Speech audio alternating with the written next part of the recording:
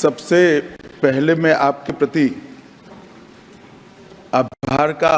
भाव प्रकट करना चाहता हूं कि इस महत्वपूर्ण चर्चा में आपने मुझे हिस्सा लेने का मौका दिया है। महोदय, ये चर्चा जो है,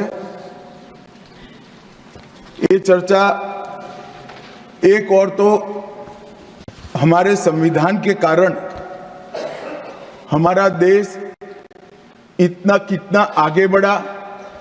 इसका जनता को एहसास कराएगी। दूसरी ओर हमारे संविधान की मूल भावनाओं के कारण ही 75 साल में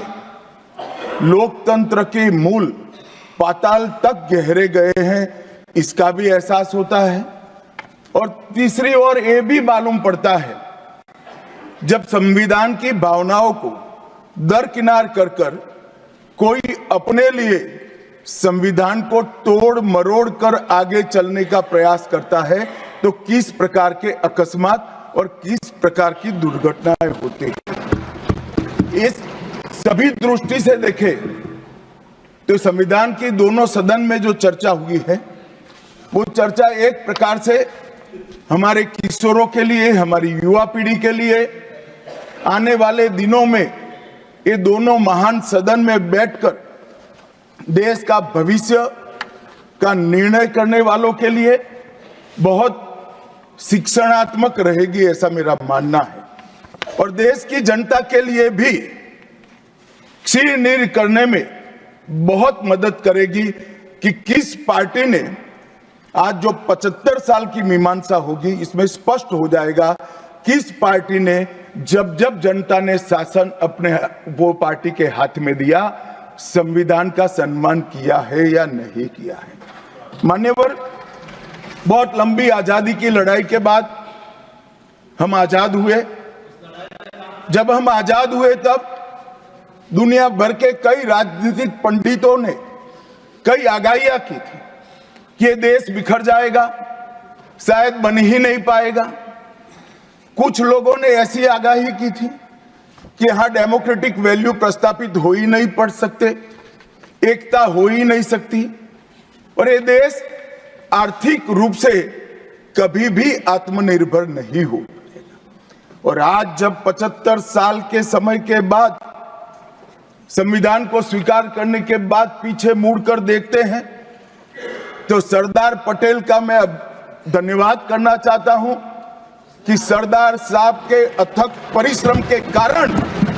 आज देश एक होकर मजबूती से दुनिया के सामने खड़ा। मान्यवर, जो कहते थे लोकतंत्र इस देश में सफल नहीं होगा, मैं वो सभी लोगों को इस सदन के माध्यम से कहना चाहता हूं कि 75 साल हो गए, हमारे साथ भी पास पड़ोस में दुनिया भर में कई लोग आजाद हुए, नई शुरुआत की, वहां कई बार अकस्मात हुए, लोकतंत्र सफल नहीं हुआ। हमारा लोकतंत्र आज पाताल तक गहरा पहुंचा है। अनेक परिवर्तन रक्त की एक बूंद बहाए बगैर हमने करे हैं और विचारधाराओं के आधार पर भी परिवर्तन करे हैं। अनेक तानाशाहों के गुमान, अभिमान और अहंकार को चूर चूर करने का काम इस देश की जनता ने किया है, मगर लोकतांत्रिक तरीके से किया है। और मान्यवर, जो कहते थे कि हम आर्थिक रूप से आत्मनिर्भर नहीं हो पाएंगे, उनको भी हमारी जनता ने, हमारे संविधान की खूबसूरती ने जवाब दिया है। हम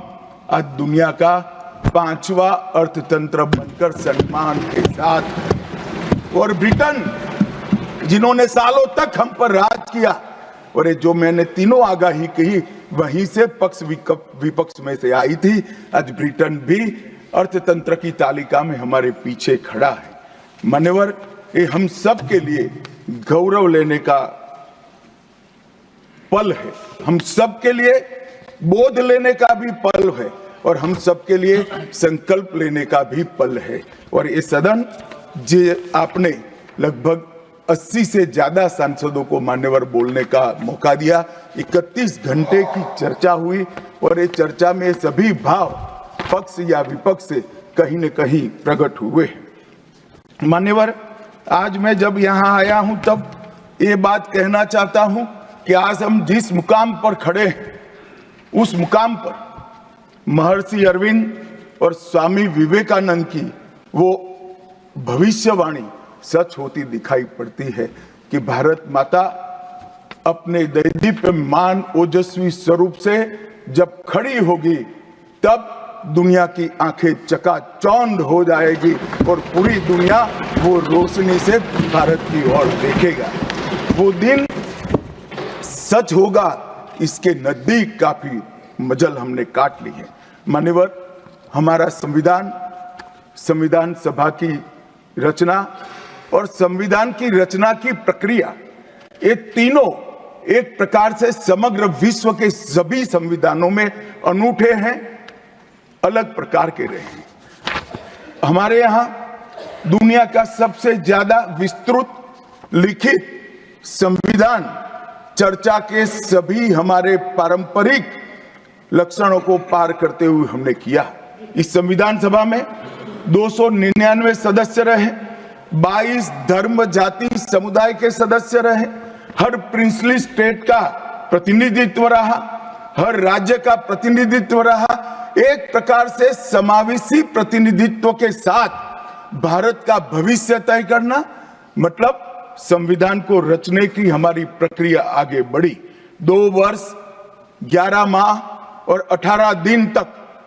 अहर्निश चर्चा चलती रही, विस्तृत चर्चा चलती रही। देश के भविष्य, देश चलाने के नियम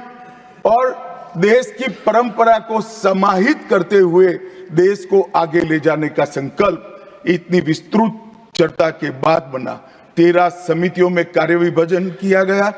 7 सदस्यीय ड्राफ्टिंग समिति बनी और जनता के अभिप्राय के लिए भी शायद ही दुनिया का कोई ऐसा संविधान होगा जिसका ड्राफ्ट पूरी जनता को कमेंट्स के लिए दिया गया और कमेंट्स पर भी बहुत डिटेल चर्चा कर उचित बदलाव भी किए गए। इतनी लोकतांत्रिक परंपरा से और प्रक्रिया से बना हुआ हमारा संविधान 295 अनुच्छेद, 22 भाग और 12 अनुसूचियों में बटा है और ये सभी संविधान के अनुच्छेद, भाग और अनुसूचियां हैं वो विश्व में कोई भी संविधान से ज्यादा उदात्त और उत्तुंग मानव मूल्यों का सृजन करने वाले रहे हैं। मान्यवर, इसलिए हम सबको इस पर गर्व है और हम सब ये संविधान को हमेशा मस्तक झुकाकर सब प्रणाम करते हैं। मैं एक विशेष उल्लेख करना चाहूंगा मान्यवर,